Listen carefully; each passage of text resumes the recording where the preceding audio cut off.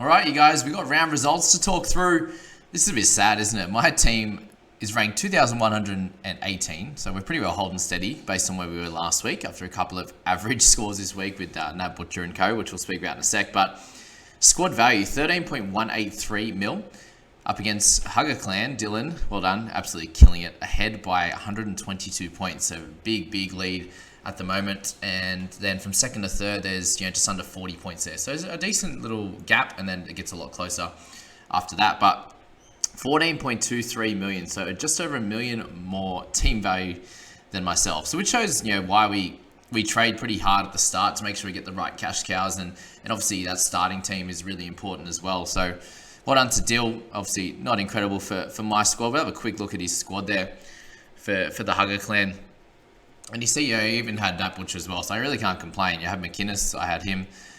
Cleary as captain. We all had, even had Burton with the 49. But just the bench is, really the only thing that went wrong was the Nat Butcher thing. You even have Avrilo with 47 on there. Didn't have to play Ezra Mam. So just a lot more guys that can do a great job. Having Madison there as well. Papali'i's obviously been there the whole time. The Cook 85 is the big one. And then to have DCE already in the squad. So you can see why this man's on top, and really impressed with how he's been going. Robson in there with 52 as well. So still got the, with the team that had Butcher, to still get over 1,000 when, my team, in a second, you'll see how well I went. We're only getting, we're lucky to be touching the 900s, for example, on a week-to-week basis. So where the team's at, we have 10 trades remaining, which is ideal, and had a score of... This is very slow to load today. All right, 927 for last week. So yeah, we're just losing 100 points a week. And you look at the types of players we got here. Obviously, losing 10 points on Reedy, losing a bunch of points on Tamlolo, Brownie. Did have some couple of good ones. Obviously, Manu was a solid one, but like for like with Ruben Garrick, and Penasini there was really nice as well with his 54. And I had a couple of decent ones with Elliott, for example. He's been absolutely killing it and is saving me and my team value. Let's be honest. Reedy, never again. I'll never be trading him in again. I can't trade him out now. I think he's going to be there for the rest of the season. But yeah, annoying on that front. Tamalolo obviously has a chance to get up to about a 700k mark there. With Cotter out especially, I think that the minutes will be there for him. They have been the last 3 weeks, and I think that'll continue. We need some improvements from Tohu, some Dylan Brown improvements as well. Playing Savage has been solid with the 40 there. We're obviously going to want to have someone like Teddy eventually, but we're going to have to trade pretty heavy into round 17 and get us a great side, and then look to improve from there and use that last bunch on a few guys there. Obviously, Aiken holding him, so he'll come back into the starting side this week.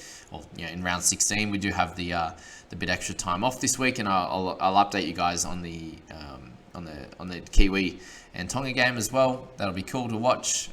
Excited for the whole weekend of footy actually, and then capping it off with Origin on Sunday. So.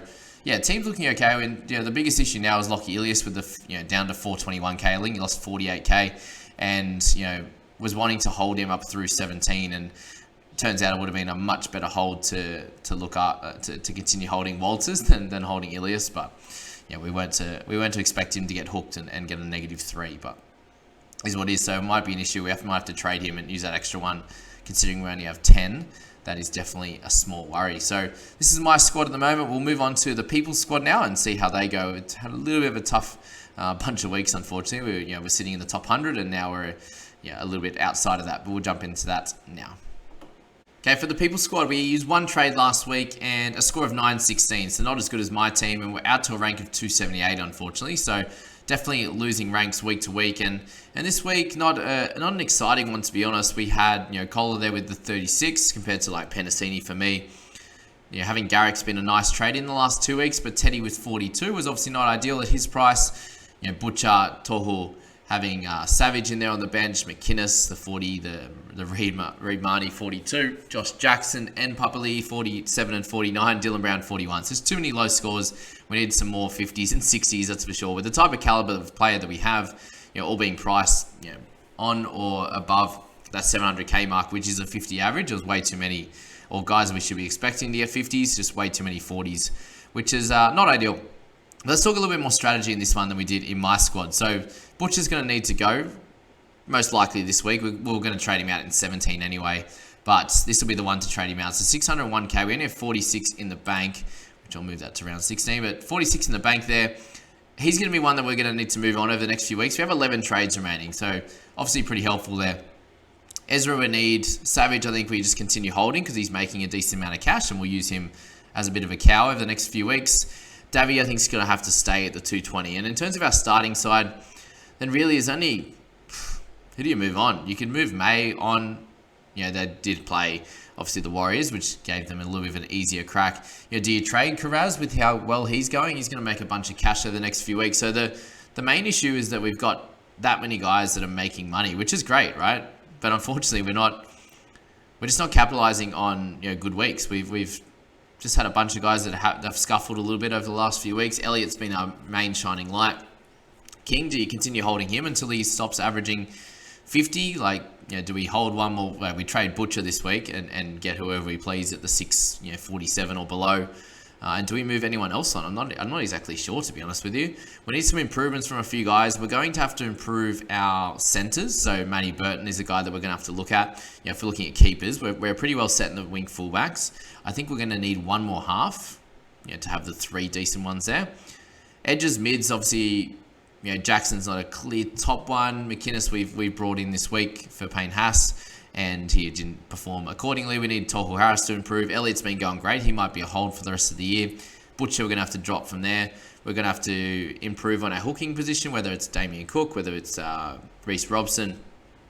If we're looking at just the guys on the side here, well, myself and Scoop are actually going to do a video in the next week on building your final 17 and the best average players and the types of guys you're going to be wanting come the end of the season. So check out that video when that pops up. I'm pretty excited for that one. Finally, a little bit of a collaboration. It's been long overdue, so that will be fun. But we're going to go through all the guys we're looking for in each position. But in terms of our squad, we're going to be, there's a couple of positions that are doing really well and a couple that we just need to obviously get some better scores from the types of guys we've got who are keepers and have potential to be superstars. But we need improvements from them, and then we can upgrade a little bit around that also. But generally, the team's going okay. We just are losing touch with that top 100, top 200 that we were in, which is understandable. If you have a couple of odd weeks, the teams have that much of a team value at this point that it's hard to catch up to them for sure. And we'll just quickly jump into our league and see where everyone's at in my NRL Fantasy League, which is, we're sitting 105th now, ranked 270th and 105th in my league is incredible. So we do have Dylan and Lucan in our league there, the top couple of guys, and William, who's coming 5th overall, I believe. So that is a bit of a gap after that. So really, pulling away. If you are in my Discord group, well, you have to be actually to be winning this. So I expect you to be watching this video. Send me a DM, guys, and we'll start to get excited about potentially hanging out, getting a bit of cash from me as well. So I wish you guys the best of luck over the next bunch of weeks, and to Pete, James, Jacob, and Sam there in the 4th, 5th, 6th, and 7th. I wish you plenty of luck in the next bunch of weeks to catch up and potentially do really well come round 17 and catch up to those guys. But we're going to move on to the head-to-head side now, who, not doing great either. So with the head-to-head score, we copped a few losses this week with our 9-19. So very much scored similar in all 3 squads. The teams are getting closer together as we're building towards around 17. The trades are pretty similar as well, so it'll be interesting to see what happens over the next few weeks and if we can improve from there. We've got a nice cheeky 3-point win here, a 5-point loss in this one, and then a couple of decent wins in the others. But overall, still sitting in first in majority of them, third in one of them, which third in a couple of them, 3 of them actually, and the rest are doing well. So overall, we're not sitting too poorly at all. 115th now after being third, 25th, then 30 odd, then 85th last week, and now 115th. So not ideal, but it is what it is. The Cotter one was obviously hurtful. We're looking for a 55, 60 from him at a minimum. Didn't get that. Now we have an injury, so we're going to have to move him on, unfortunately. Bringing Toto in worked nicely. We've got a bit of a price bump from him. And Reynolds being out also was hurtful, which made sense. We decided to hold on to Tungo, get his score, and he got a 24, which was crappy.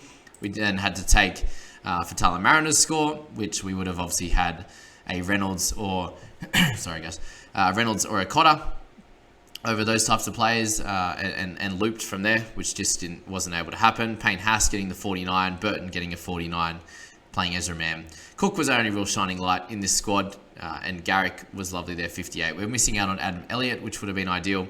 And captaining Nicho Hynes was great, but having no Cleary is the big glaring issue in this side, which needs to be improved come around 18, 19, 20.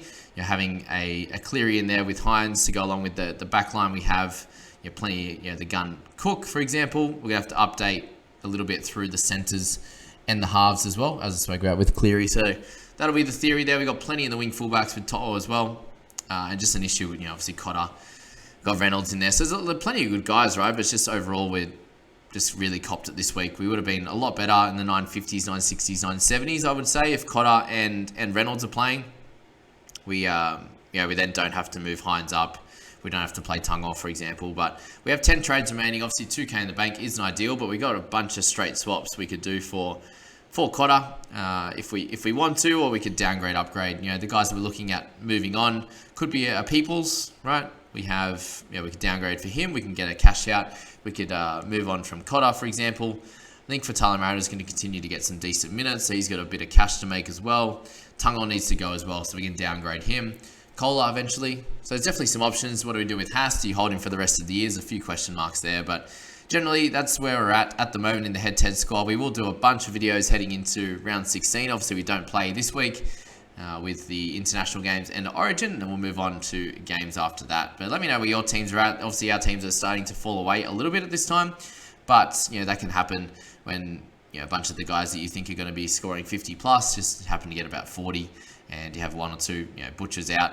Thankfully, didn't have him in this team, but having Cotter as the DMP, having Reynolds out injured, wasn't ideal, and we held them, and hopefully that means that we're going to be better to come. Obviously not great with Cotter, but it is what it is. That's our video, guys. Hope you enjoyed that one. Videos are going to be a little bit slower over this week. I'll get into and analyze some of the teams for the international games on the weekend. We'll have a bit of chat about those guys and how I think they might go, and we'll go from there. Hope you all enjoyed that. Subscribe, like, and we'll see you in the next one.